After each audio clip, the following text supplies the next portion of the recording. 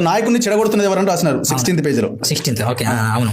ఎవరు చెడగొడుతున్నారు? నాయకుడు వానికి వాడే చెడగొట్టే చెడగొడుతున్నారు, ఆయన చెడగొట్టేది. పండగ ఇది చాలా అద్భుతంగా ఉంటుంది, వినండి ఒకసారి. పండగ పబ్బానికి వెళ్ళి చందాలు అడుగుతాం, ఇస్తే మంచోడు ఇవ్వకుండా చెడ్డోడు. అంతే. నాయకులు దోచుకుంటే అభివృద్ధి ఎలా అంటావు? నీవు అడిగినంత ఇవ్వకుండా దేనికి పనికిరాలంటావు. అవును, ఇది బాగా గమనించారు రాకుండా ప్లీజ్.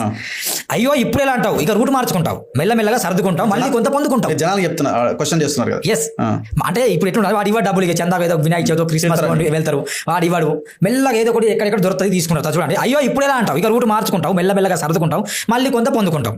ఏమో అనుకున్నావు, ఇతనే అసలైన మగాడు, ఇతనే జాలిగుండా, ఇతనే నా ఊపిరి అంటావు, నాయకుడి మధ్యలో సేద తీర్చుకుంటావు. అంటే వాడు ఇస్తే ఇట్లా అంటావు, ఇవ్వకుండా వేరే దగ్గర పోతావు, వాడు ఇస్తారా?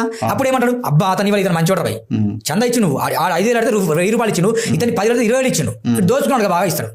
అరే ఇది మంచి, ఇతను జాలి ఉండే పోయి, ఇతను నా ఊపిరి పోయి, నాయకుని మధ్యలో సేద తీర్చుకుంటావు. కాలం మారిన కొద్ది అహంకారం అలా అలా పరిగెడుతుంది. నాకు ఇది కావాలి అంతే అని అనగానే ఇప్పుడే నాయకుని కొత్త కొనం చూస్తావు, లేదా ఆకాశంలో చుక్కలు చూస్తావు. అడిగితే వాడు ఇవ్వడు, అప్పుడు ఎప్పుడు ఇవ్వడు నాయకుడు, ఎప్పుడు ఎవరికి ఇవ్వరన్న తర్వాత. నాయకులు మంచిగా అయినప్పటికీ సమాజంలో ఉన్న అభిమానులే వారిని తప్పదూరు నెట్టిస్తుంది.